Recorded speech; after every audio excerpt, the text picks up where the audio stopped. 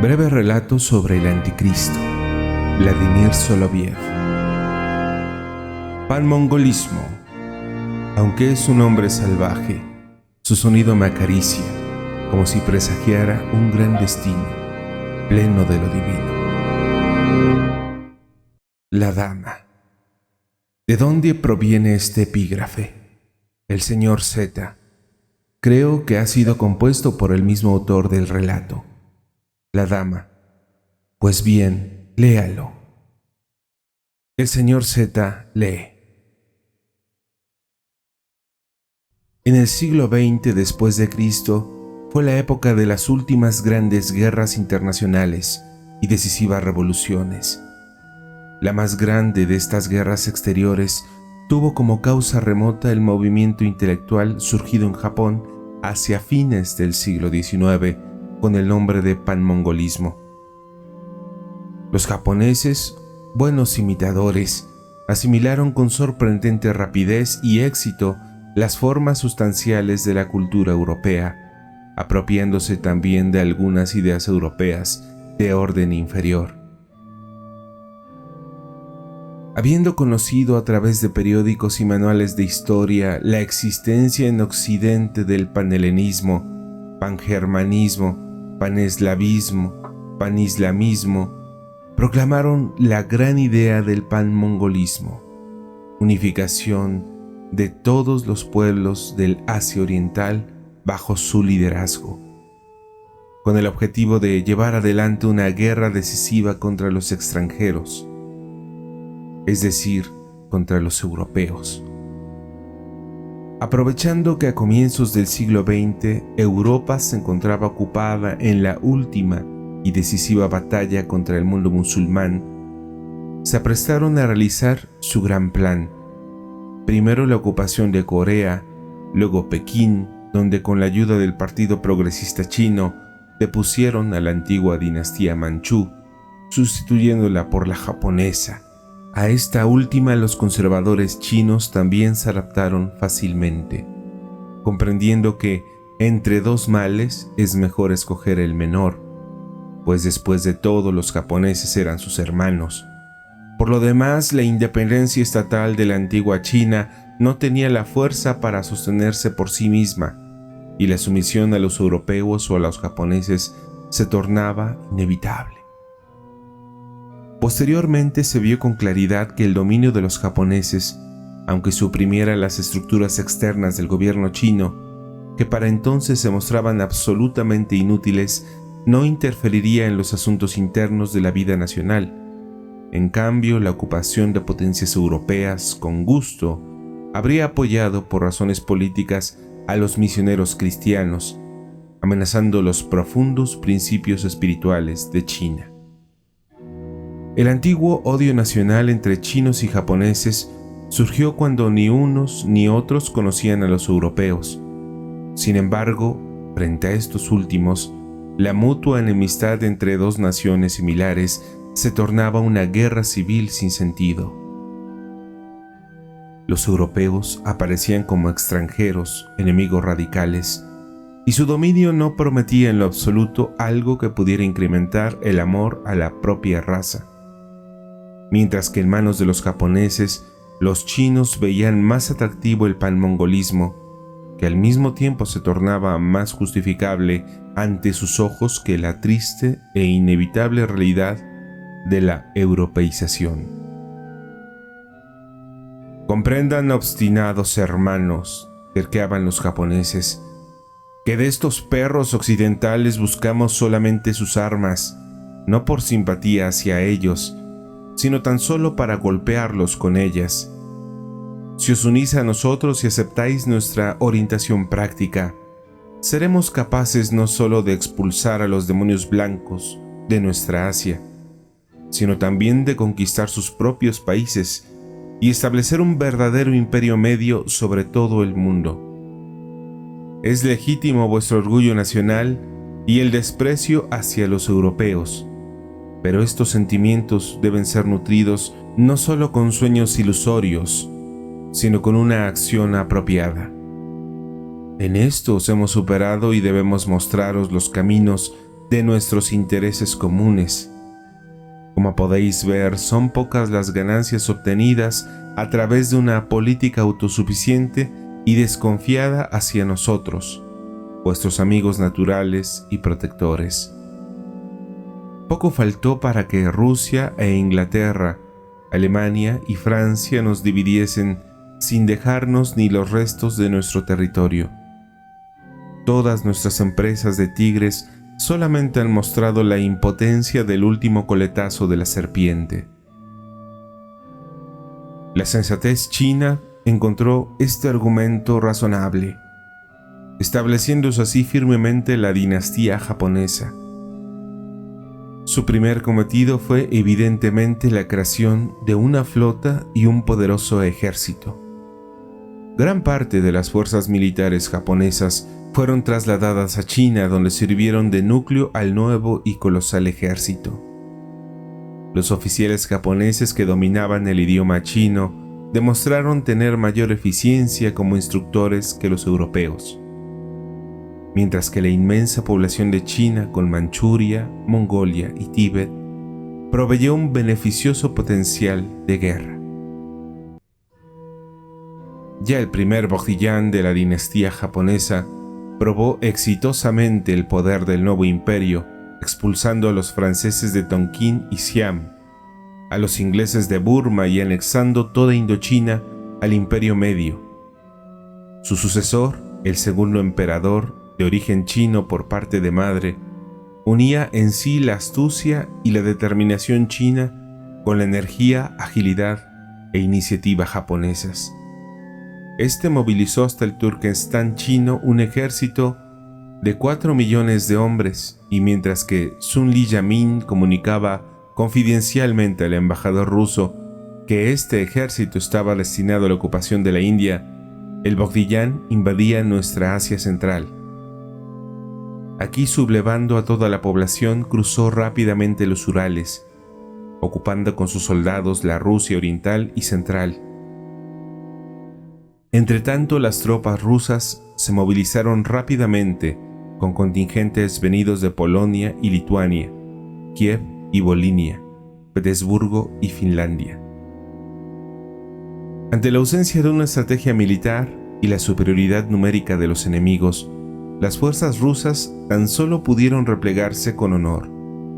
La rapidez de la agresión no les dio tiempo para la necesaria concentración de fuerzas, y así numerosas tropas, una tras otra, fueron aniquiladas en desesperadas y encarnizadas batallas.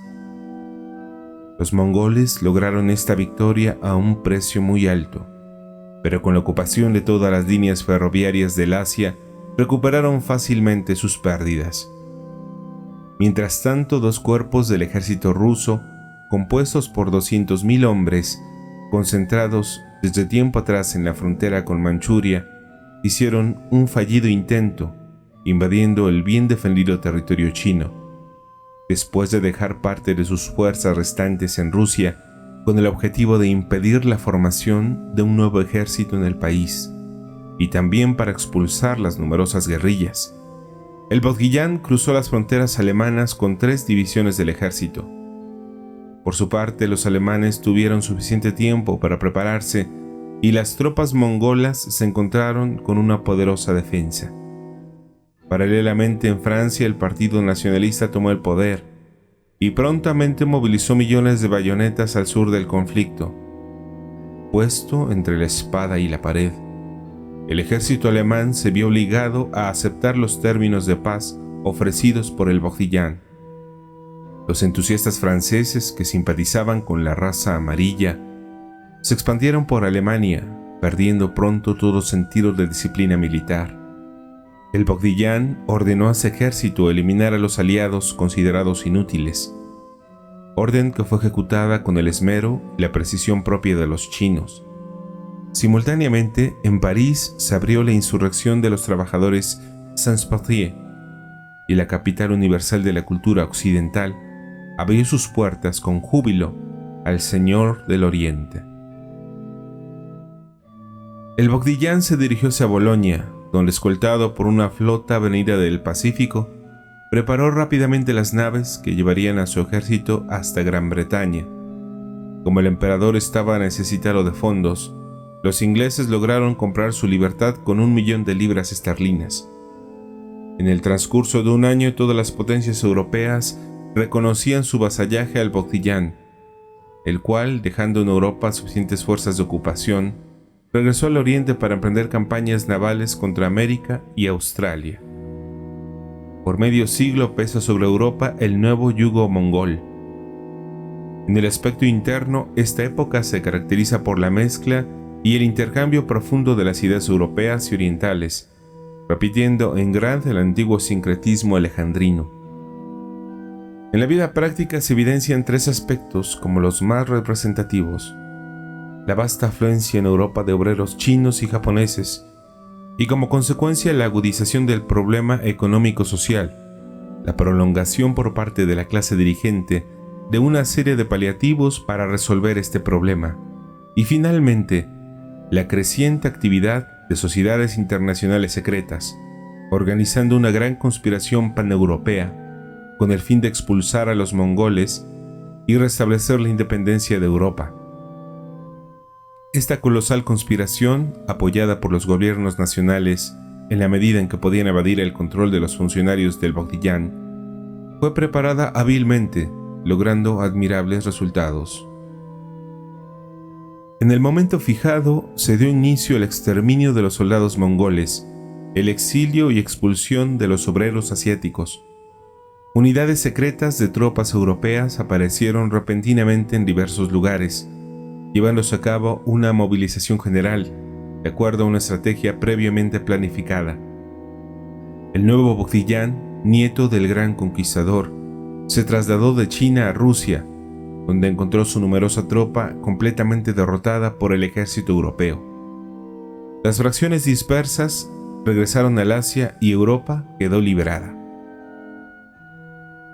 Si la sumisión de medio siglo a los bárbaros asiáticos fue causada por la desunión de los estados europeos, ocupados tan solo en sus propios intereses nacionales, la gran y gloriosa liberación se debió a la organización internacional de las Fuerzas Unidas de la población europea. Como consecuencia natural de este hecho, la antigua estructura del mundo constituida por estados individuales perdió su vigencia y trascendencia, y los últimos restos de las antiguas monarquías desaparecieron poco a poco. La Europa del siglo XXI aparece como la unión de mayor o menor número de estados democráticos, la unión de los estados de Europa. El exitoso avance de la cultura, algunas veces interrumpido por la invasión mogólica y la lucha de liberación, retomó nuevamente su curso con rapidez. Los problemas internos de la conciencia, como las preguntas sobre la vida y la muerte, o el destino final del mundo y del hombre, se tornaron más complejos y confusos ante la multiplicidad de investigaciones y descubrimientos fisiológicos y psicológicos, permaneciendo como antes, sin solución. Se hizo patente un importante resultado, aunque de índole negativa: la decisiva caída de la teoría materialista, la concepción del universo como un sistema de átomos en movimiento o de la vida como resultado de la suma mecánica de pequeñísimas y móviles partículas de materia, eran ya totalmente insatisfactorias. La humanidad había superado para siempre este estadio de infancia filosófica. Se evidenció claramente que había quedado atrás la pueril credulidad de una fe ingenua e inconsciente. Aquellas ideas como Dios ha creado el mundo de la nada dejaron de ser enseñadas en las escuelas primarias.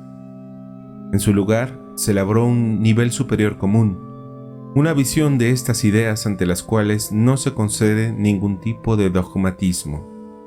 Y aunque la mayor parte de las personas pensantes permanecían totalmente incrédulas, los pocos creyentes, por necesidad, se convirtieron en hombres pensantes, cumpliendo el mandato del apóstol: sean niños en el corazón, mas no en la mente. Vivía en aquel tiempo, entre los pocos que aún creían en el espiritualismo, un hombre de dotes excepcionales. Muchos lo llamaban un superhombre. que estaba lejos de ser niño tanto en la mente como en el corazón. Era todavía joven, pero gracias a su extraordinaria genialidad, a los 33 años alcanzó fama de pensador excepcional, de escritor y reformador social. Consciente de su gran poder espiritual, fue siempre un convencido espiritualista, y su clara inteligencia le señaló siempre la verdad de aquello en lo que se debía creer, el bien, Dios, el Mesías. Él creía en esto, pero solo se amaba a sí mismo. Creía en Dios, pero en lo profundo de su alma, inconsciente e involuntariamente, se prefería a sí mismo. Creía en el bien, pero el ojo de la eternidad que lo ve todo, sabía que este hombre se arrodillaría frente a la potencia del mal apenas ésta lo conquistase. No con el engaño de los sentimientos o de las pasiones bajas, ni tampoco con la seducción de un alto poder, sino tan solo estimulando su desmesurado amor propio. Por lo demás, este amor propio no era un instinto inconsciente, ni una ambición irracional. Parecía estar lo suficientemente justificado por la extraordinaria genialidad, perfección y nobleza de este gran espiritualista, asceta y filántropo, así como por su elevado desinterés y simpatía hacia aquellos en necesidad. Estaba de tal modo dotado de dones divinos que veía en ellos un signo de la benevolencia de lo alto, y se consideraba el segundo después de Dios, el Hijo único de Dios. En una palabra, él mismo creyó ser lo que Cristo fue en realidad. Pero la conciencia de su alta dignidad no se mostraba en la práctica como una obligación moral hacia Dios y el mundo, sino más bien como un derecho y un privilegio sobre los otros, y especialmente sobre Cristo. Inicialmente no experimentaba hostilidad hacia Jesús. Admitía su divinidad mesiánica y su valor, pero realmente solo veía en él a su más grande precursor. El valor moral de Cristo y su absoluta unicidad no estaban al alcance de una mente tan oscurecida por la ambición como la suya. Razonaba así: Cristo vino antes que yo he venido segundo, pero en el orden del tiempo aquello que viene después es sustancialmente primero. Yo vine último, al final de la historia, por lo cual soy perfecto. Soy el Salvador final del mundo y Cristo es mi precursor. Su vocación fue la de anticipar y preparar mi venida. Con esta idea, el gran hombre del siglo XXI aplicará a sí mismo todo lo dicho en el Evangelio sobre la segunda venida, comprendiendo que ello se refería no al regreso del mismo Cristo, sino al reemplazo del Cristo precursor con el definitivo, esto es, consigo mismo. En este estadio, el hombre venidero se presenta aún con no muchas características originales. Concebía su relación con Cristo del mismo modo como fue, por ejemplo, la de Mahoma, un hombre justo a quien nadie podía reprobar mal alguno. Justificaba la preferencia egoísta por sí mismo y no por Cristo con el siguiente razonamiento. Cristo, predicando y practicando en su vida el bien moral, fue el reformador de la humanidad. Yo, en cambio, estoy destinado a ser el benefactor de esta misma humanidad, en parte reformada y en parte incorregible. Daré a todos cuanto ellos necesiten. Cristo, como moralista, dividió a la humanidad en buenos y malos, pero yo, en cambio, uniré a todos con los bienes necesarios, tanto para los buenos como para los malos. Seré el verdadero representante de aquel Dios que hace brillar el sol sobre buenos y malos, y hace llover sobre justos e injustos. Cristo trajo la espada y yo traeré la paz. Él amenazó la tierra con el terrible juicio final, pero el último juez seré yo, y mi juicio será no solo de justicia, sino de misericordia. En mi juicio habrá también justicia, pero no será una justicia retributiva, sino distributiva. Juzgaré a todos y daré a cada uno según sus necesidades. Con esta magnífica disposición esperaba una clara invitación de Dios a iniciar la obra de la nueva salvación de la humanidad. Aguardaba un signo prodigioso o algún testimonio de ser el hijo mayor, el primogénito predilecto de Dios. Esperaba cultivando su amor propio sostenido por la conciencia de sus virtudes y dones sobrehumanos, pues como se ha mencionado, era un hombre de una moral irreprensible y de una genialidad nada común. La soberbia de este hombre aguardaba una señal de lo alto para iniciar la salvación de la humanidad, pero no vio signos de esta. Había cumplido ya los 30 años y pasaron 3 años más.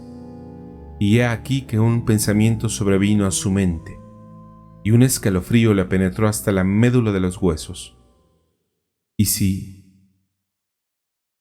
yo no, sino aquel, Galileo, si él no fue mi predecesor, sino el verdadero, el primero y el último, en este caso él debería estar vivo? ¿Dónde está? ¿Qué pasaría si de improviso viene a buscarme aquí, ahora?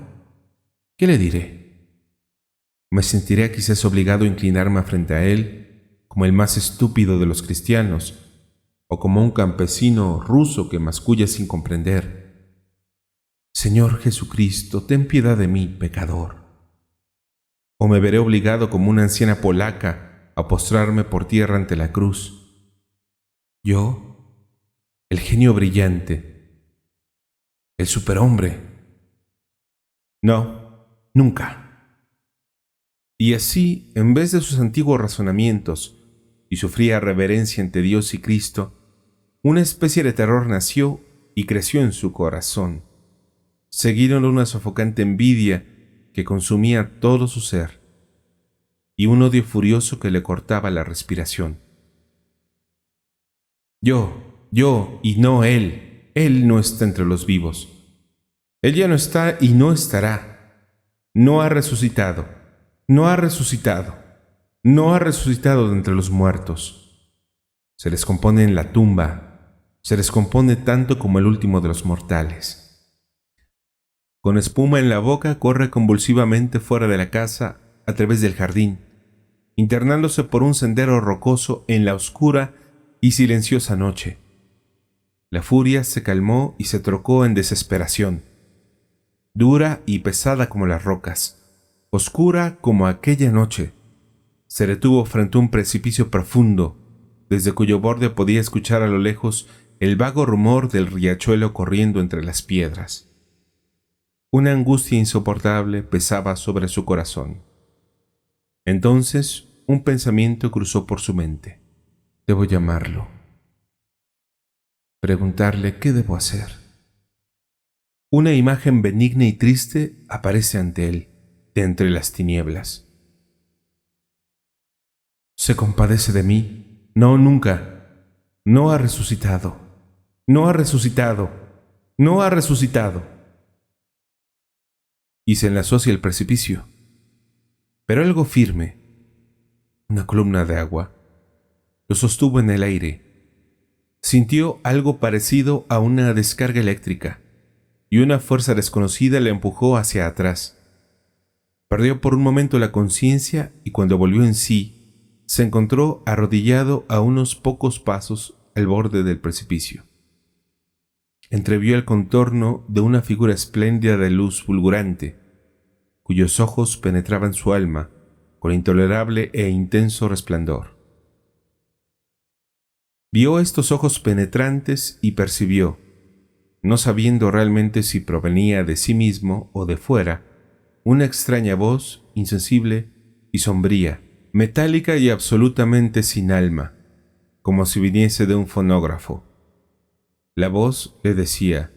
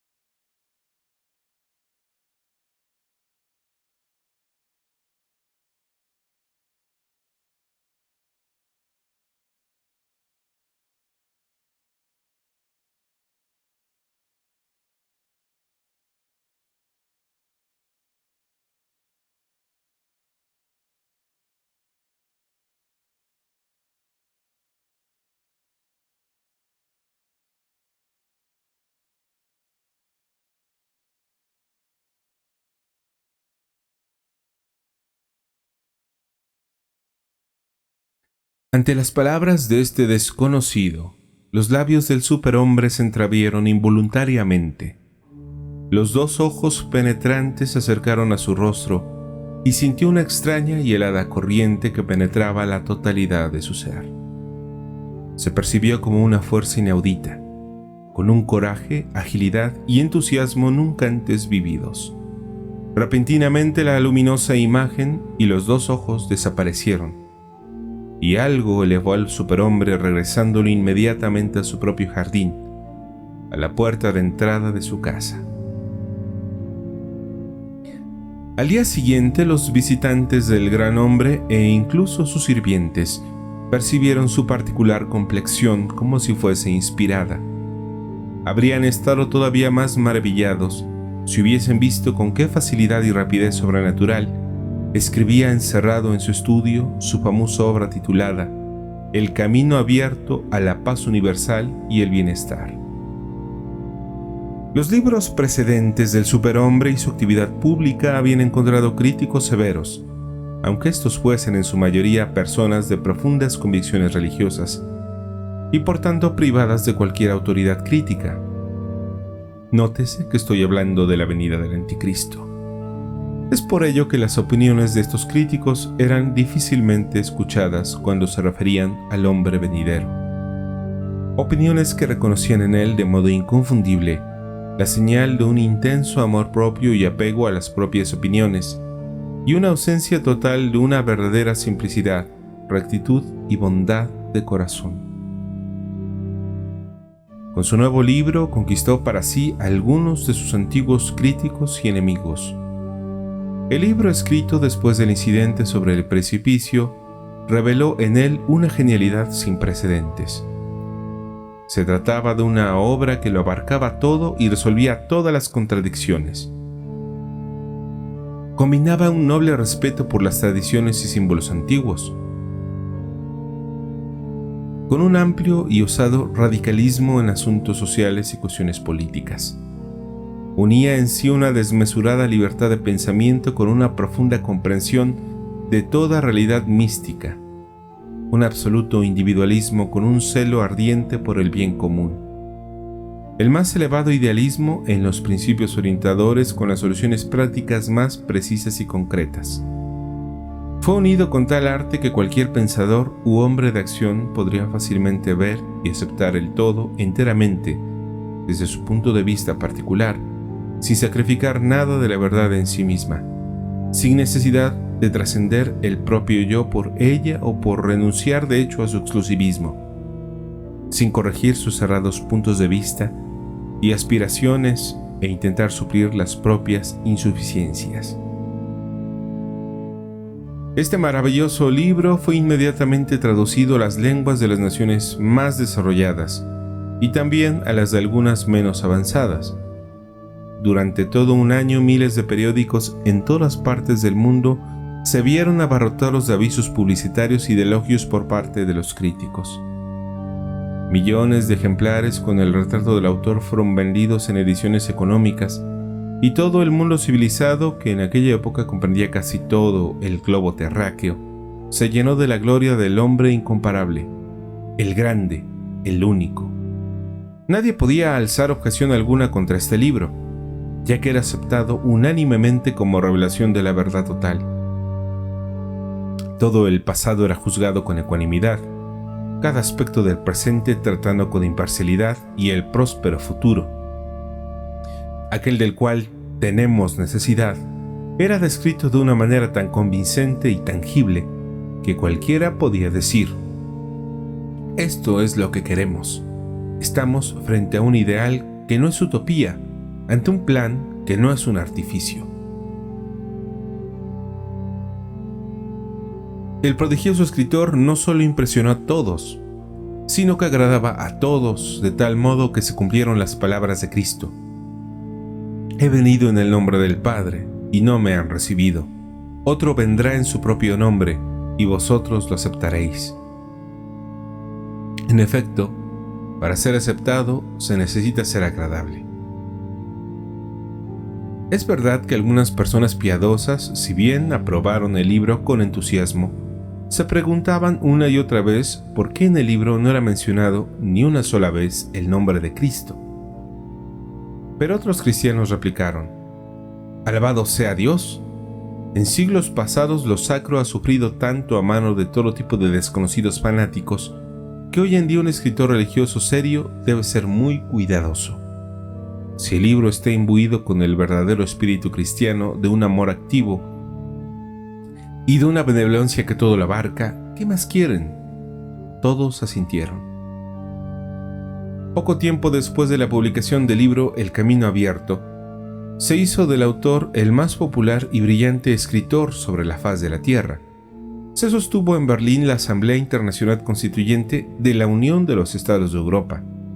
Esta unión había sido instituida luego de una serie de guerras internacionales y civiles surgidas después de la liberación del yugo mongol, y había alterado de modo considerable el mapa europeo. La Unión estaba ahora ante el peligro no ya de una colisión entre naciones, sino más bien entre partidos políticos y sociales. Los principales dirigentes de la política europea, pertenecientes a la poderosa hermandad de la francmasonería, sintieron la necesidad de un poder ejecutivo común. ¿Por qué no me reconoces? Una unidad europea ¿Por qué adoras al otro, al malo y a su para padre? hacer frente a nuevas disoluciones. Yo soy En la unión tu de Dios consejos y o tu comité Padre. universal no El se otro, alcanzó la el unanimidad mendigo, debido el a que los masones no crucificado, tuvieron la totalidad de la es un representación. extraño para mí Lograda y para con tanta ti. dificultad la Unión Europea, No tengo otro hijo prontamente más los que miembros independientes del tú. comité Tú eres el establecieron único, acuerdos separados, el unigénito, generando con ello el mi peligro igual. de una nueva guerra. Te amo Los y no iniciados pido decidieron nada entonces de ti. instituir un Eres único poder perfecto, ejecutivo dotado de poderoso y adecuados grande. derechos plenipotenciarios. Cumple tu obra en tu El candidato nombre y no principal en el era mío. un miembro secreto de la orden. No te el tengo hombre envidia. venidero. Te amo. Era la única persona de fama No quiero universal, nada de ti. siendo por profesión docto en la Aquel artillería que y tú por sus fuentes considerabas de ingreso un Dios potentado demandaba a capitalista. su hijo Gozaba de obediencia relaciones sin amistosas límites, tanto en el mundo financiero como en absoluta el militar. obediencia, En incluso tiempos menos hasta la favorables hubiera muerte podido en alegar cruz. contra él su origen Y dudoso, aún ahí rodeado no de vino una en su densa nube de ayuda. oscuridad. Yo Su no madre, pido una nada mujer de de mala ti. reputación y conducta Al deshonesta, contrario, te era conocida en ayudaré. ambos hemisferios y muchos Te hombres ayudaré podían por reclamar ti la mismo. paternidad de su hijo. Por dada amor a su tu peculiar dignidad y Esta excelencia, situación, por supuesto, por el carecía de puro y importancia en un siglo tan desinteresado avanzado, amor que al te que por lo demás tengo. le había tocado en suerte Recibe ser mi corazón. el hombre venidero fue elegido Recibe casi mi por espíritu, unanimidad presidente Como vitalicio antes mi de la Unión de espíritu los te Estados de hizo Europa. nacer en perfección. Cuando apareció en el estrado Así con el ahora te fulgurante hago esplendor de nacer su en juvenil poder. perfección y fuerza sobrehumana, exponiendo con una inspirada elocuencia su programa universal, cautivó de tal modo a la asamblea que ésta, fascinada con el encanto de su personalidad, en un arranque de entusiasmo, decidió sin votación alguna ofrecerle el más alto honor, nombrándolo emperador romano.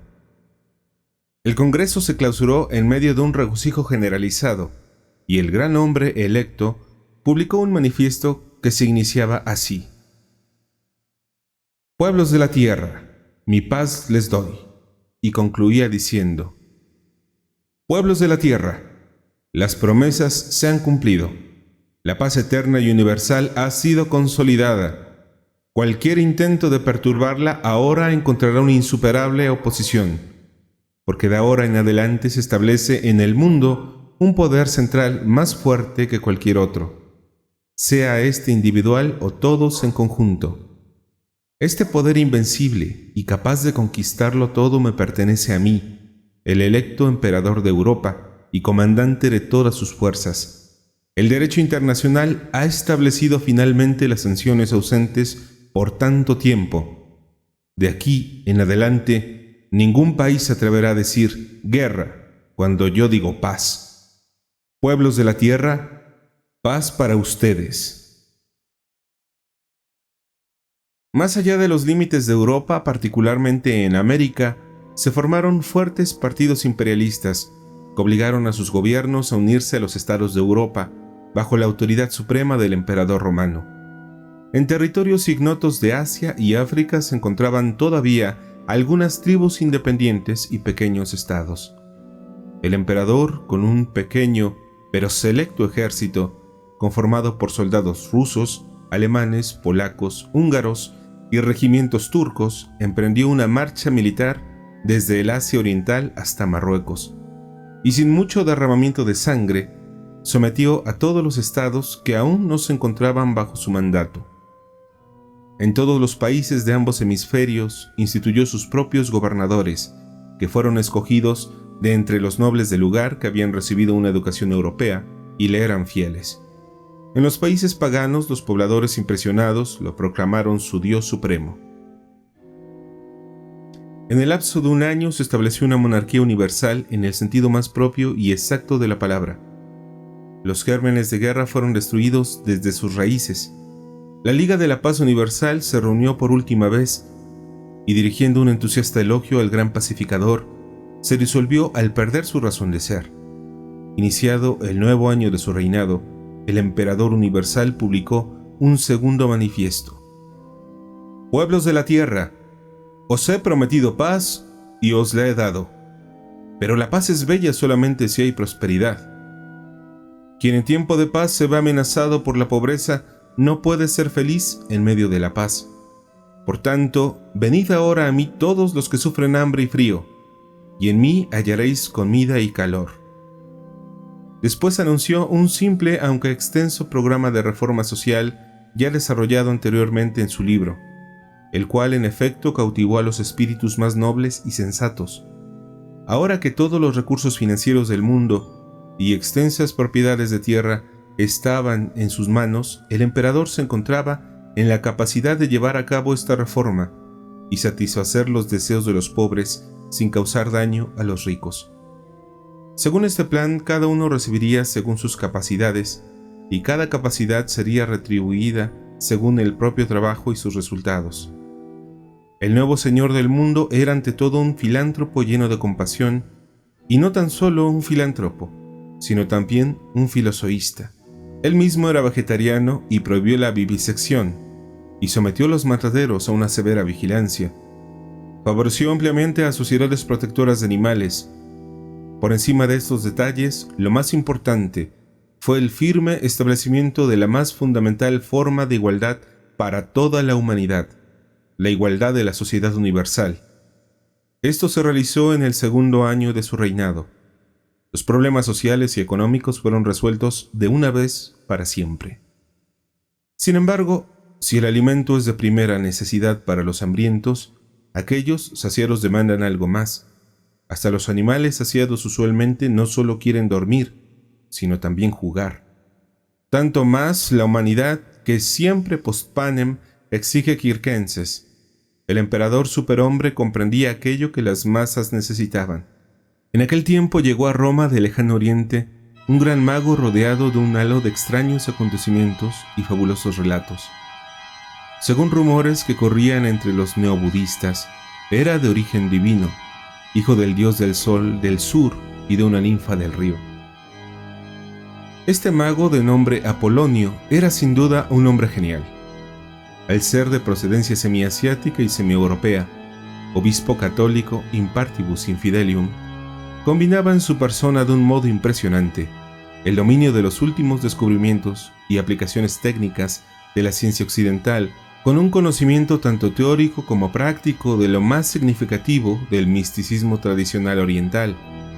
Los resultados de esta combinación eran sorprendentes. El mago poseía, entre otras cosas, el semicientífico y semimágico arte de atraer y dirigir a voluntad la electricidad atmosférica, tanto que el pueblo decía que mandaba el fuego bajar del cielo. Por lo demás, aunque impresionaba la imaginación de las multitudes con inauditos y diversos prodigios, se abstuvo por algún tiempo de abusar del propio poder para fines egoístas. Y así, este hombre se presentó al gran emperador y lo veneró como el verdadero Hijo de Dios, anunciando que en los secretos libros del Oriente había encontrado profecías que directamente le concernían, revelándolo como el último Salvador y Juez de la tierra, y ofreciéndole luego su arte y sus servicios. El emperador fascinado lo tuvo como don del cielo, y concediéndole espléndidos títulos lo mantuvo en su constante compañía. Los pueblos de la tierra, habiendo obtenido de su Señor los beneficios de la paz universal y alimento en abundancia de todos, adquirieron la posibilidad de gozar de los más inesperados milagros y signos extraordinarios. Terminaba así el tercer año del reinado del superhombre. Después de resolver felizmente los problemas políticos y sociales, se enfrentaba ahora el tema religioso.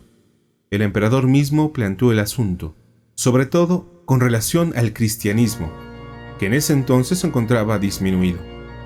Era consciente que no quedaban más de 45 millones de cristianos. Sin embargo, en el aspecto moral se había vuelto más consistente y había alcanzado un alto nivel, ganando en calidad lo que había perdido en cantidad. Las personas que no estuvieran unidas al cristianismo por algún lazo espiritual no serían contadas entre los cristianos.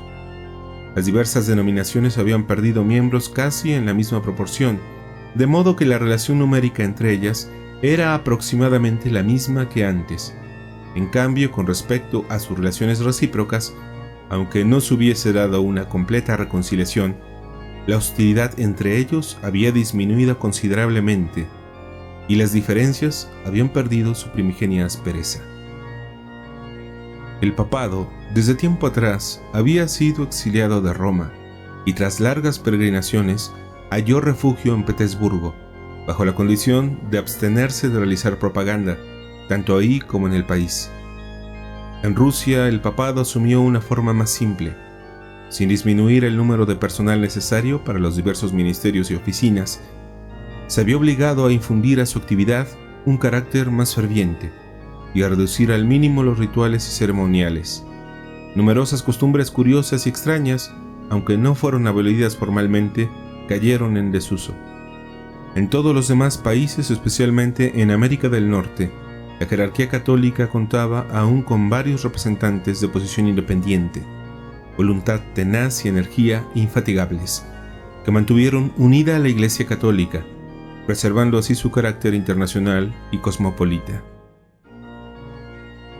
Los protestantes, con Alemania a la cabeza, especialmente después de la unión de una considerable parte de la Iglesia anglicana con la católica, se liberaron de sus tendencias más radicales y sus más acérrimos defensores cayeron en una indiferencia religiosa o en una incredulidad declaradas. Solo en la Iglesia evangélica permanecieron sinceros creyentes, dirigida por personas con una amplia erudición y con una profunda fe religiosa. Tendió cada vez más a convertirse en la imagen viva del antiguo cristianismo.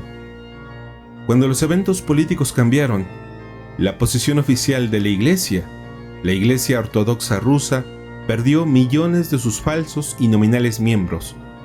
Sin embargo, tuvo la dicha de verse unida con la mejor parte de los antiguos creyentes y hasta con muchos de los más religiosos sectarios. Esta iglesia renovada, si bien no crecía numéricamente, lo hizo en fuerza espiritual, manifestándolo particularmente en su lucha con numerosas sectas extremistas que, impregnadas de un demoníaco y satánico poder, se multiplicaban entre la gente y la sociedad.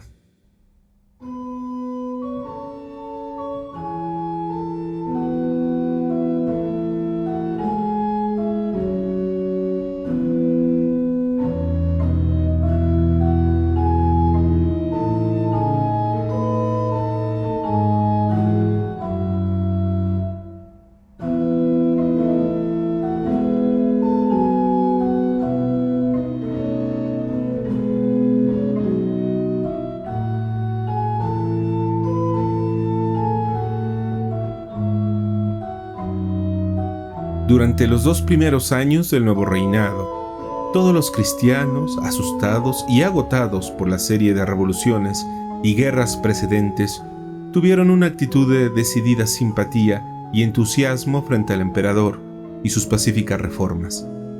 Pero en el tercer año, cuando apareció el Gran Mago, muchos de los ortodoxos, católicos y evangélicos comenzaron a sentirse seriamente insatisfechos e inquietos, desaprobando todas sus acciones y viéndolo con antipatía. Los textos evangélicos y apostólicos que hablan sobre el príncipe de este mundo y el anticristo fueron leídos con mayor atención y suscitaron comentarios. Por algunos indicios, el emperador sospechó que se avecinaba una gran tormenta y decidió resolver esta situación de inmediato. Al inicio del 4º año de su reinado, dirigió un manifiesto a los fieles cristianos de toda confesión, invitándolos a escoger o nombrar representantes plenipotenciarios para un concilio ecuménico bajo su liderazgo. Para entonces, el emperador había transferido su residencia de Roma a Jerusalén. Palestina era entonces un estado autónomo, poblado y gobernado principalmente por judíos. Jerusalén pasó de ser una ciudad libre a convertirse en una ciudad imperial. Los lugares santos de los cristianos permanecieron intactos, pero sobre la vasta explanada de Yaram Sherif, extendida desde Birket Yisrael y las barracas por un lado hasta la mezquita de El Aqsa y los establos de Salomón por el otro, se erigió un enorme edificio que incorporaba, además de las dos pequeñas y antiguas mezquitas, un vasto templo imperial, destinado a la unión de todos los cultos, y 2 fastuosos palacios imperiales, con bibliotecas, museos y lugares especiales para experimentos y prácticas mágicas. En esta mitad templo y mitad palacio se llevaría a cabo la apertura del Concilio Ecuménico el 14 de septiembre. Dado que la Iglesia evangélica no tenía jerarquía en el estricto sentido de la palabra, la jerarquía católica y la ortodoxa, en conformidad con el deseo expreso del emperador, decidieron admitir en concilio a un cierto número de laicos, reconocidos por su piedad y su devoción hacia los intereses de la Iglesia, dándole así una cierta homogeneidad a la representación de las diversas partes de la cristiandad. Una vez que los laicos fueron admitidos, no estuvo permitido excluir al bajo clero, ni negro ni blanco, de tal modo que el número total de miembros asistentes al concilio excedió los 3.000, y cerca de 500.000 de peregrinos cristianos invadieron Jerusalén y toda Palestina. Entre los miembros del concilio, 3 personas resaltaron particularmente. En primer lugar, el Papa Pedro II, que era por derecho la cabeza de los católicos. Su predecesor murió en camino hacia el concilio. El cónclave tuvo lugar en Damasco, donde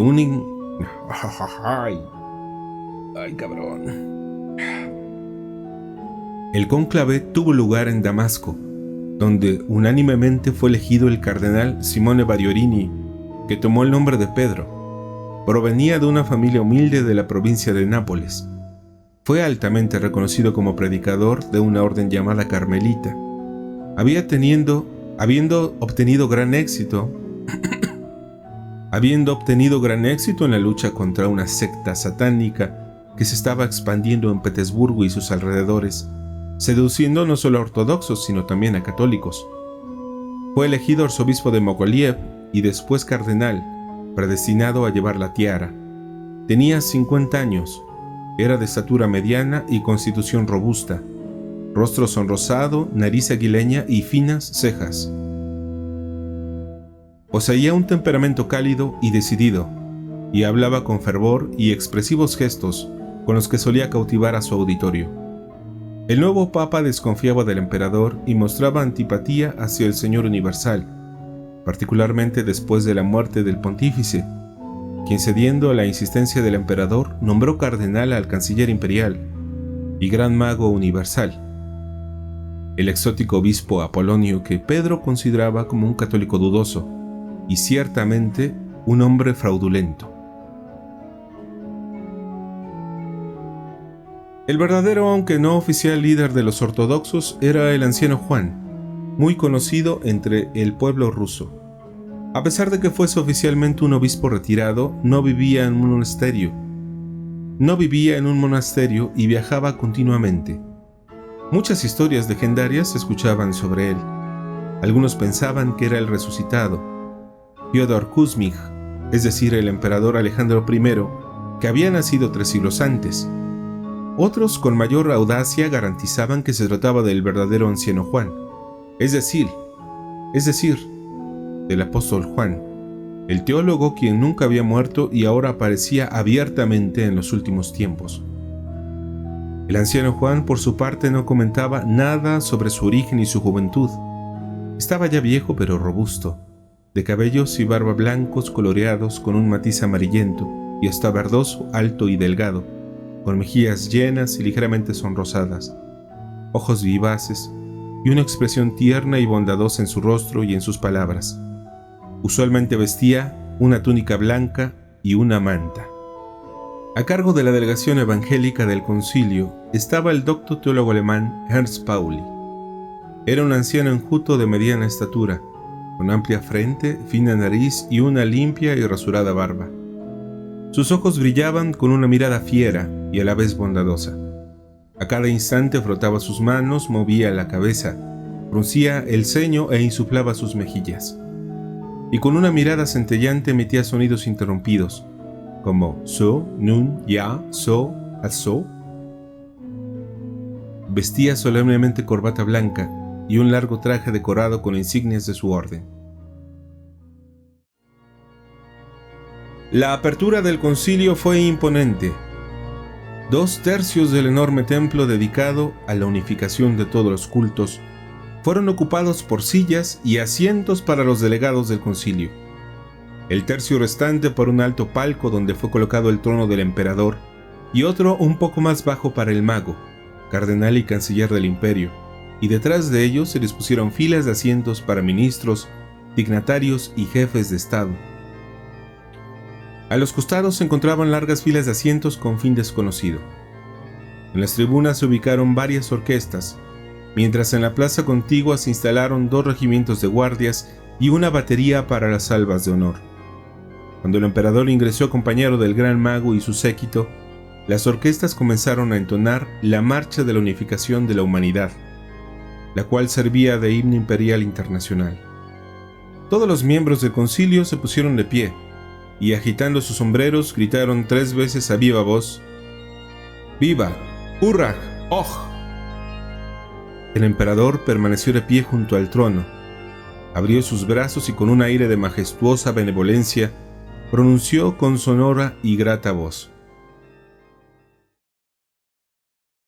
Cristianos de todos los credos, mis queridos súbditos y hermanos, desde el principio de mi reinado, bendecido por el Altísimo con tan maravillosas y gloriosas obras, nunca me habéis dado motivo de descontento. Habéis siempre cumplido vuestro deber con fe y con ciencia. Pero para mí eso no es suficiente. Mi amor sincero hacia vosotros, hermanos amadísimos, anhela ser correspondido. Desearía que por un sentimiento de amor cordial, más que por sentido del deber, me reconozcáis como vuestro verdadero jefe en cada empresa emprendida por el bien de la humanidad. Por eso ahora, más allá de lo que generalmente hago por todos, quisiera mostraros mi especial benignidad. Cristianos, ¿qué cosa podré daros?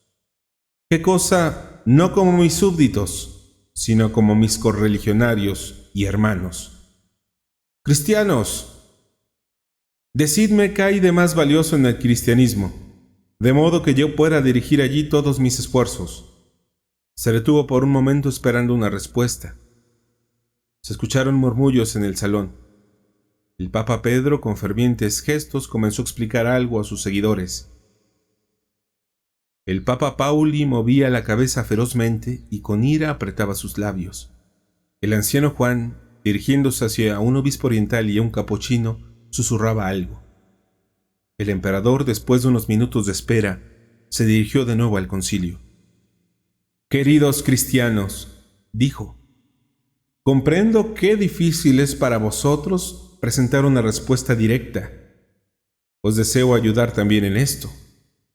Desgraciadamente, desde tiempos inmemoriales os habéis fraccionado tanto en diversos credos y sectas que quizás entre vosotros no tenéis casi ya ningún objeto de deseo común.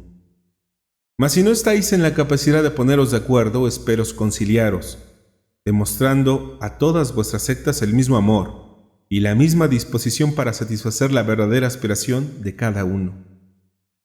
Queridos cristianos, sé que para muchos y no pocos, lo más valioso en el cristianismo es la autoridad espiritual que dais a vuestros representantes legítimos, no para su interés personal, por supuesto, sino para el bien común, ya que su autoridad se basa en el recto ordenamiento espiritual y la disciplina moral, para todos tan necesaria. Queridos hermanos católicos, comprendo bien vuestro punto de vista y cuánto quisiera basar mi poder imperial sobre la autoridad de vuestra cabeza espiritual. Y para que no creáis que se trata de lisonjas y palabras vanas, por nuestra voluntad soberana proclamamos solemnemente que el Obispo Supremo de todos los católicos, el Papa Romano, sea en este instante restituido a su trono de Roma, con todos los derechos y las prerrogativas del título y la cátedra que un día le fueron conferidas por nuestros predecesores, comenzando por el emperador Constantino el Grande. Por vuestra parte, hermanos católicos, deseo solemnemente que me reconozcáis como vuestro único intercesor y protector. Desearía que los presentes, que en conciencia y de corazón me reconozcan como tal, vengan a mí, y con la mano señaló los puestos vacíos en su estrado. Con exclamaciones de alegría, Gratias agimus, Domine, salvum fac magnum imperatorum. Casi todos los príncipes de la Iglesia Católica, cardenales y obispos, la mayor parte de los fieles laicos y más de la mitad de los monjes subieron al estrado y después de inclinarse humildemente ante el emperador, tomaron asiento. Pero abajo, en medio del concilio, derecho e inmóvil como una estatua de mármol, permanecía en su lugar el Papa Pedro II. Todos los que antes lo rodeaban se encontraron ahora en el estrado, pero el pequeño grupo de monjes y de laicos que había permanecido en su sitio se conglomeró en torno suyo, formando una barrera compacta, de la cual se alzó un murmullo. Non prevalebunt porte inferi. Mirando con asombro al Papa inmóvil, el emperador volvió a levantar la voz. Queridos hermanos, yo sé que entre vosotros hay algunos que consideran la sagrada tradición como lo más preciado del cristianismo, los antiguos símbolos, himnos y oraciones, los íconos y las ceremonias litúrgicas. Y en realidad, ¿qué cosa puede ser más valiosa para un alma religiosa?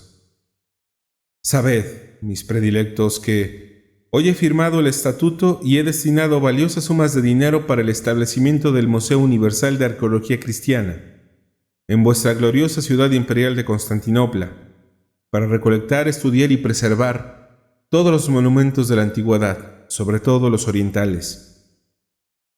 Y os pido elegir mañana entre vosotros una comisión para estudiar conmigo las medidas a tomar para que de esta manera la vida moderna, la moral y las costumbres sean organizadas tan pronto sea posible, según las tradiciones y las instituciones de la Santa Iglesia Ortodoxa. Mis hermanos ortodoxos, aquellos que se adhieran a mi voluntad y que en conciencia puedan llamarme su verdadero líder y señor, vengan aquí, a mi lado. Y gran parte de la jerarquía del Oriente y Norte, la mitad de los antiguos creyentes y más de la mitad de los sacerdotes, monjes y laicos ortodoxos subieron sobre el estrado con gritos de júbilo, observando de reojo a los católicos que estaban sentados orgullosamente. Pero el anciano Juan permaneció inmóvil y suspiró profundamente. Y cuando la gente se fue dispersando en torno a él, abandonó su lugar dirigiéndose al Papa Pedro y su grupo. Los ortodoxos que permanecieron sin subir al estrado les siguieron. El emperador tomó de nuevo la palabra. Mis queridos cristianos, sé también que entre vosotros existen algunos para quienes lo más preciado en el cristianismo es la convicción personal sobre la verdad y la libre investigación respecto a la Escritura. Conocida mi opinión, no es necesario que me extienda más sobre este tema. Quizás sabéis que en mi juventud escribí un voluminoso tratado de crítica bíblica que en su tiempo causó gran revuelo, dando inicio a mi popularidad. Presumo que al recordar este hecho, la Universidad de Tubinga hace unos días me ha pedido aceptar el doctorado en Teología Honoris Causa. He respondido que lo acepto con gusto y gratitud. Y hoy, simultáneamente al decreto de la fundación del Museo de Arqueología Cristiana, he firmado también aquel para la creación del Instituto Mundial de Libre Investigación sobre la Sagrada Escritura, para que puedan ser investigadas desde diversas aproximaciones, así como para el estudio de las ciencias auxiliares, con un balance anual de 1,5 millones de marcos. Llamo a aquellos que acepten de corazón mi buena disposición y con sinceridad me reconozcan como su jefe y señor. Una maravillosa pero casi imperceptible sonrisa se dibujó en los labios del gran hombre. Más de la mitad de los doctos teólogos se encaminaron hacia el estrado. Todos volvieron la mirada al profesor Pauli, que parecía encontrarse enraizado en su lugar. Bajaba la cabeza, se inclinaba y se contraía. Los sabios teólogos que habían subido al estrado permanecían confusos. Repentinamente uno de ellos bajó el brazo en señal de renuncia. Saltó directamente junto a la escalera y, cojeando, alcanzó al profesor Pauli y a la minoría que había permanecido con él. Pauli levantó la cabeza, se alzó con un movimiento indeciso, pasó cerca de los lugares vacíos y, acompañado de sus fieles correligionarios, fue a sentarse cerca del anciano Juan y el Papa Pedro con sus respectivos grupos. La gran mayoría de los miembros del concilio se encontraba en la plataforma, conformada por la mayor parte de la jerarquía oriental y occidental. En la zona de abajo solo habían quedado 3 pequeños grupos, el uno junto al otro, que se estrechaban alrededor del anciano Juan, el Papa Pedro y el profesor Pauli. El emperador se volvió a ellos con un tono triste. ¿Qué cosa puedo hacer por vosotros, extraños hombres? ¿Qué cosa queréis vosotros de mí? No lo sé. Decídmelo vosotros mismos, cristianos abandonados por la mayoría de vuestros hermanos y jefes, y condenados por el sentimiento popular. ¿Qué cosa es para vosotros lo más valioso en el cristianismo?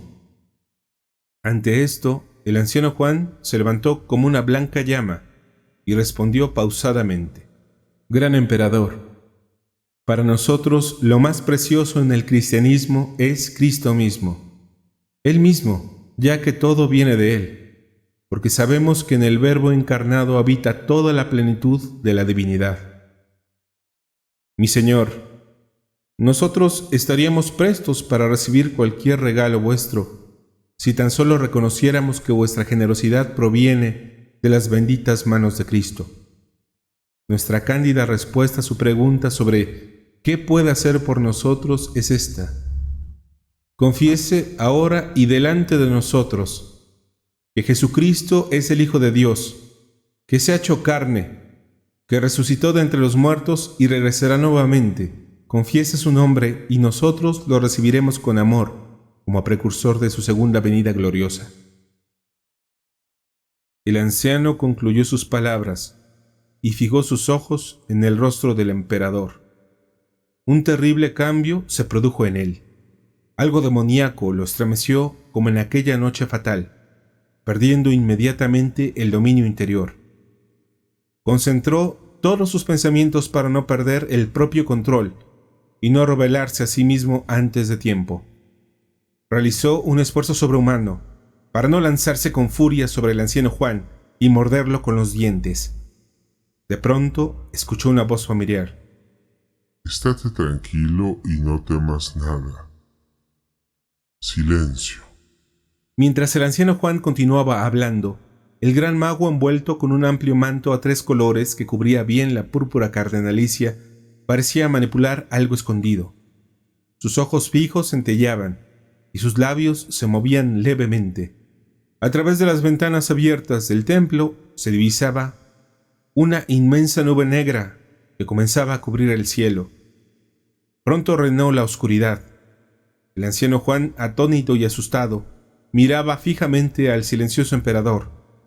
Súbitamente retrocedió aterrorizado y con voz trémula y entrecortada gritó a los suyos: «Hijitos, Él es el anticristo. Se escuchó el estrépito de un trueno potente, y al mismo tiempo una enorme bola de fuego iluminó el templo y embistió al anciano. Por un segundo todos quedaron estupefactos y paralizados, y cuando los cristianos ensordecidos volvieron en sí, el anciano Juan yacía muerto. El emperador, pálido pero sereno, se dirigió a la asamblea. «Habéis visto el juicio de Dios. Nunca me sirvo de la muerte para vengarme, pero mi padre ha usado este medio en favor de su hijo predilecto. El caso está cerrado. ¿Quién osaría oponerse al Todopoderoso? Secretarios, escribid. El concilio ecuménico de todos los cristianos ha visto caer fuego del cielo para demoler al absurdo opositor de la divina majestad. Unánimemente reconoce al gran emperador de Roma y del mundo como su supremo guía y jefe. Repentinamente resonó una voz potente y con gran claridad se extendió por todo el templo. Contradicitor. El Papa Pedro II, con el rostro encendido y temblando de cólera, alzó su báculo contra el emperador diciendo: «Nuestro único Señor es Jesucristo, el Hijo de Dios vivo. Y en cuanto a quién eres tú, acabas de escucharlo. Apártate de nosotros, oh Caín fratricida. Apártate pronto, vaso diabólico. Por la autoridad de Cristo, yo, el siervo de los siervos de Cristo, por siempre te expulso de nuestra grey, y como un vil perro te envío a tu padre, Satanás. Anatema, anatema, anatema». Mientras el Papa decía estas palabras, el gran mago se movía sin descanso bajo su manto. Retuvo un trueno más estrepitoso que el último anatema, y el último papa cayó por tierra exánime.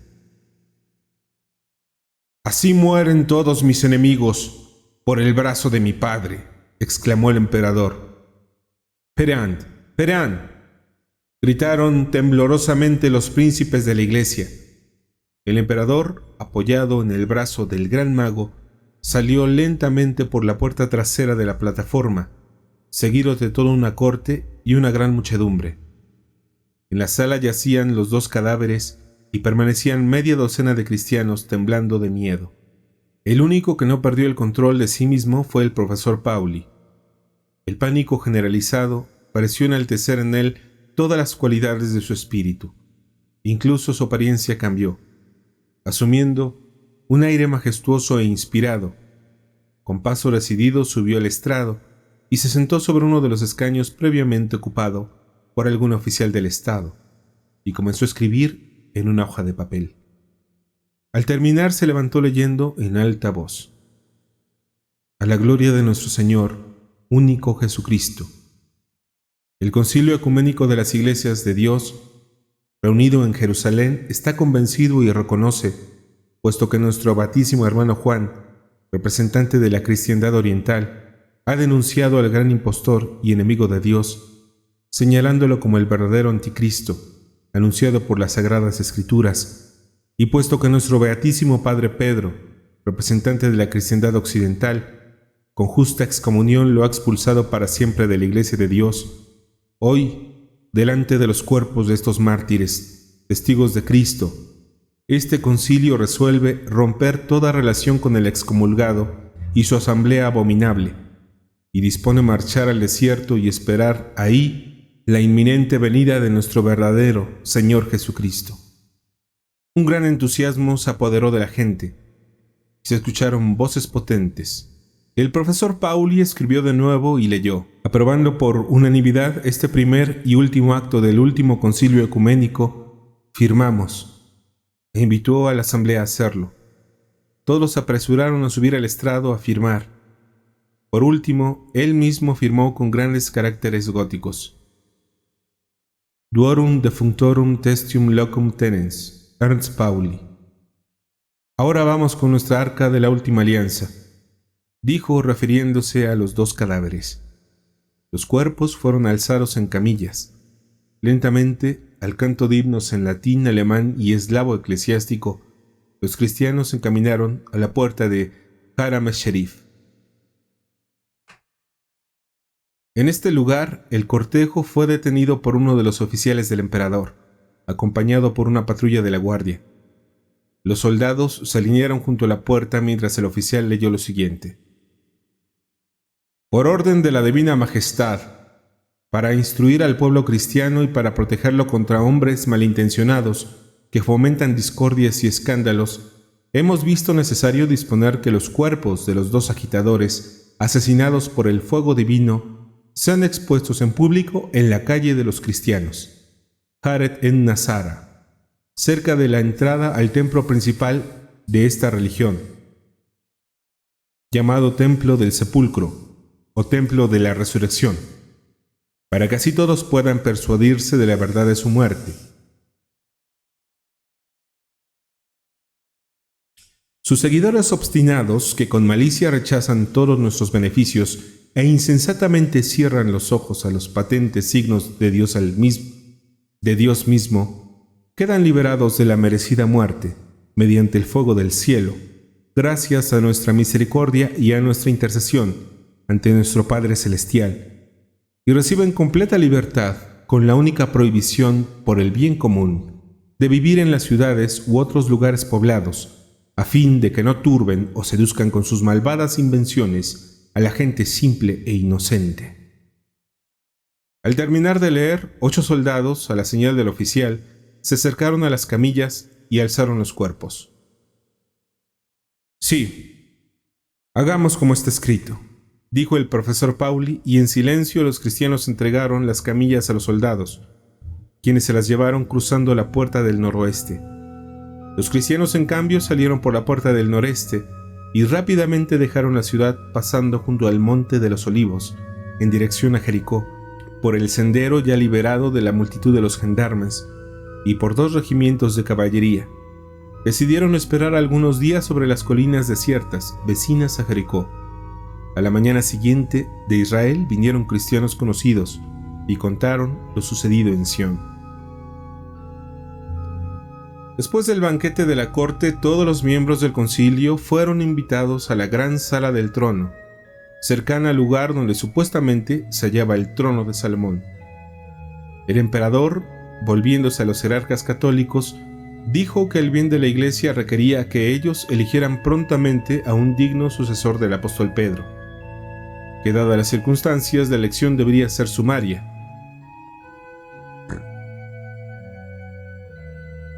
que la presencia del emperador como jefe y representante de todo el mundo cristiano supliría ampliamente las omisiones en el ritual, y que a nombre de todos los cristianos sugería al Sacro Colegio nombrar a su bien amado amigo y hermano Apolonio, de modo que los íntimos lazos que lo ligaban a él facilitarían la unión firme e indisoluble entre la Iglesia y el Estado, para beneficio de ambos. El Sacro Colegio se retiró para el cónclave en un recinto especial, y después de 1 hora y media regresó con el nuevo Papa Apolonio. Mientras la elección tenía lugar, el emperador intentaba con palabras gentiles, sagaces y elocuentes persuadir a los delegados de los ortodoxos y de los evangélicos para poner fin a sus viejas divergencias, considerando la nueva gran era que estaba abriéndose en la historia de la cristiandad. Dio su palabra de honor asegurando que Apolonio sabría poner fin para siempre a los abusos históricos del poder papal. Los delegados de los protestantes y ortodoxos, persuadidos por las palabras del emperador, redactaron un acta de unión de las iglesias, y cuando entre aclamaciones gozosas Apolonio apareció sobre la plataforma con los cardenales, un arzobispo griego y un pastor evangélico le presentaron el pacto de unión. Accipio et approbo et letificator cor meum, dijo Apolonio firmando el documento. Soy un ortodoxo y un verdadero evangélico, como soy también un auténtico católico, añadió intercambiando besos amistosos con el griego y el alemán. Luego se acercó al emperador, el cual lo estrechó por algunos minutos entre sus brazos. Mientras tanto, lenguas de fuego revoloteaban en todas las direcciones por el templo y el palacio. Se hicieron más grandes y se transformaron en extraños seres luminosos. Flores nunca antes vistas en la tierra caían de lo alto, llenando el aire de un perfume desconocido. Seductores sonidos nunca antes escuchados, que tocaban las profundidades del alma, fluían de lo alto, proveniente de instrumentos musicales desconocidos hasta ahora, mientras voces angelicales de cantores invisibles glorificaban al nuevo Señor del cielo y de la tierra. Entre tanto se oyó un espantoso estruendo subterráneo en la esquina noroccidental del palacio, bajo el Kubek al-Arwah, esto es, la cúpula de las almas, donde según la tradición musulmana se encontraba el ingreso al infierno. A la invitación del emperador, la asamblea se movió en aquella dirección, y todos pudieron escuchar claramente innumerables voces, estridentes y penetrantes, semi-infantiles, semidiabólicas, que gritaban con fuerza: El tiempo ha llegado, liberadnos. Pero cuando Apolonio, de rodillas en el suelo, gritó en una lengua desconocida hacia aquellos que estaban bajo la tierra, las voces se silenciaron y el estrépito cesó. Mientras todo esto acaecía, una inmensa multitud del pueblo, que venía de todas direcciones, rodeó Haram Sherif. Al anochecer, el emperador junto con el nuevo papa se asomaron desde el balcón oriental, suscitando una tormenta de entusiasmo. El primero saludó inclinándose graciosamente hacia todas las direcciones, mientras Apolonio, de unas grandes canastas traídas por los cardinales y diáconos, tomaba y lanzaba al aire espléndidas luces de bengala, cohetes y fuegos de artificio, que encendiéndose al tocar su manto brillaban como perlas fosforescentes y centelleaban con los colores del arco iris. Al contacto con el suelo se transformaban en hojas de papel de varios colores, por indulgencias plenarias sin condiciones para todos los pecados pasados, presentes y futuros. El entusiasmo popular rebasó todo límite. Es cierto que algunos dijeron haber visto con sus propios ojos las indulgencias transformándose en sapos y serpientes, pero la grandísima mayoría estaba entusiasmada. Las festividades públicas continuaron por algunos días, y el nuevo papa obraba grandes prodigios, tan maravillosos e increíbles que sería inútil enumerarlos.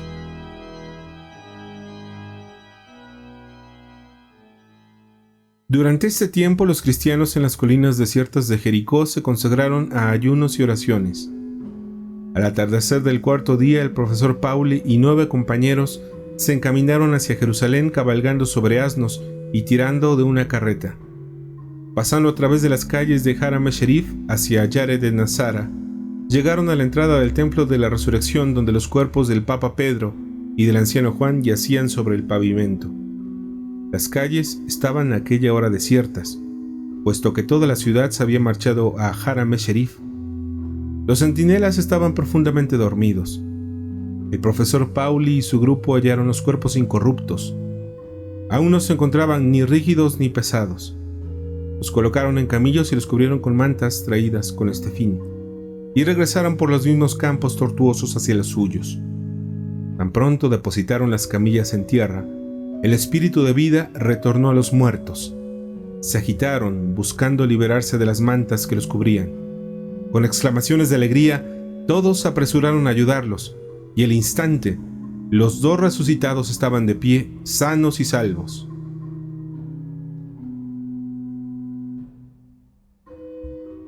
Entonces el anciano Juan dijo: Hijitos míos, no estamos ya muertos. He aquí lo que ahora quiero deciros. Es tiempo que nosotros cumplamos la última oración de Cristo, que sus discípulos sean uno como yo soy uno con el Padre. Por esta unidad cristiana, hijitos queridos, es necesario que honremos a nuestro querido hermano Pedro y permitamos que finalmente pueda ser el pastor de la grey de Cristo. Aquí estoy, hermano, y abrazó a Pedro. El profesor Pauli se aproximó a ellos y dijo: Tú eres Pedro. Ahora está probado con certeza. No hay ninguna duda. Se dirigió hacia el Papa y estrechó calurosamente su mano derecha, dando asimismo la izquierda al anciano Juan con estas palabras: Así ahora, padrecitos, somos verdaderamente uno con Cristo. Y fue así que tuvo lugar la unión de las iglesias en una noche oscura, en un lugar solitario.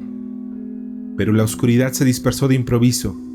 Por una luz fulgurante, una gran señal apareció en el cielo. Una mujer, vestida de sol y con la luna bajo sus pies, y sobre ella una corona de 12 estrellas. El signo permaneció en el mismo lugar por un cierto tiempo, y después, silenciosamente, se movió hacia el sur. El Papa Pedro alzó su báculo y exclamó: «Esta es nuestra señal. Sigámosla». Y se encaminó en dirección a la visión, seguido por los 2 ancianos y por la multitud de cristianos, hacia el monte de Dios, el Sinaí. En este punto el lector se detuvo. La dama: «Pues bien, ¿por qué no continúa?» El señor Z: «El manuscrito termina aquí». El padre Pansofi no pudo terminar el relato. Ya enfermo me expresó su deseo de escribir cuanto tenía en mente, tan pronto mejorase. Pero no mejoró, y la parte final del relato la llevó consigo a la tumba en el monasterio de Danilov. La dama: «¿Pero ustedes recuerdan lo que les ha narrado? Por favor, cuéntenoslo». El señor Z: «Recuerdo solo las líneas principales.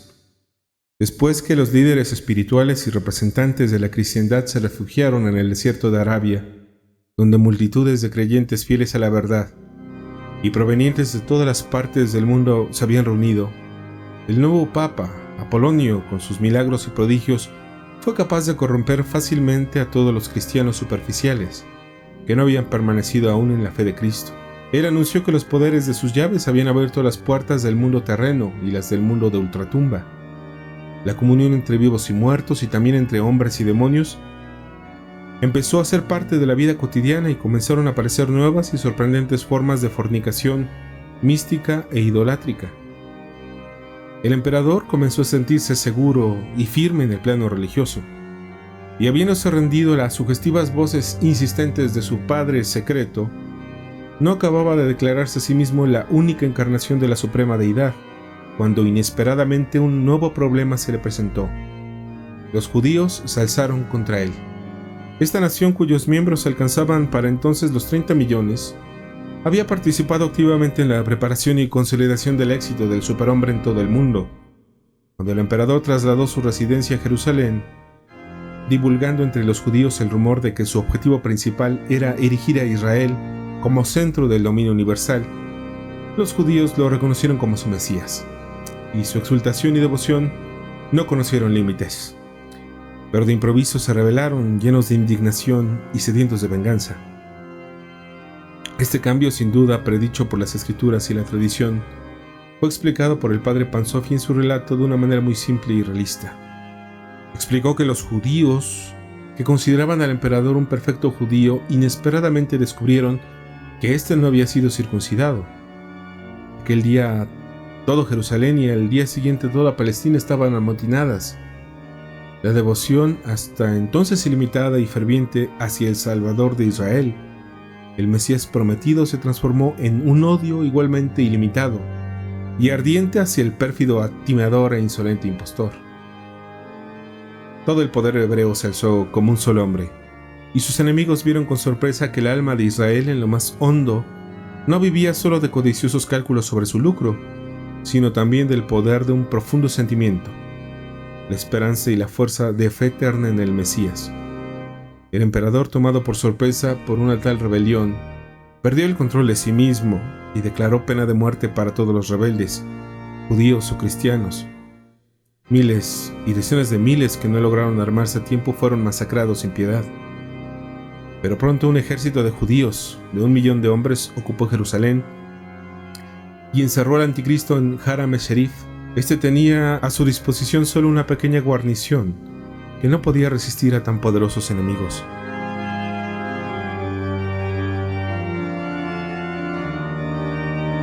Con ayuda de las artes mágicas de su papa, el emperador logró abrirse camino entre las líneas de sus atacantes y rápidamente llegó nuevamente hasta Siria con una armada poderosa de diferentes tribus de paganos. Los judíos salieron a buscarlo a pesar de sus pocas esperanzas de éxito en la victoria. Precisamente cuando las vanguardias de ambos ejércitos estaban por encontrarse, estalló un terremoto de intensa violencia. Un enorme volcán con un cráter gigante se alzó en medio del Mar Muerto, cerca al lugar donde habían acampado las fuerzas imperiales. Ríos de fuego corrieron hacia un enorme lago incandescente, arrastrando consigo al emperador mismo y sus innumerables fuerzas, además del Papa Apolonio, que siempre estaba junto al emperador, y cuyos poderes mágicos fueron absolutamente inútiles. Mientras tanto, los judíos, espantados y temblorosos, corrieron hacia Jerusalén, clamando por auxilio al Dios de Israel. Al contemplar la ciudad santa, un enorme relámpago rasgó el cielo de oriente a occidente, y vieron a Cristo descender del cielo en vestiduras reales y con las heridas de los clavos en sus extendidas manos.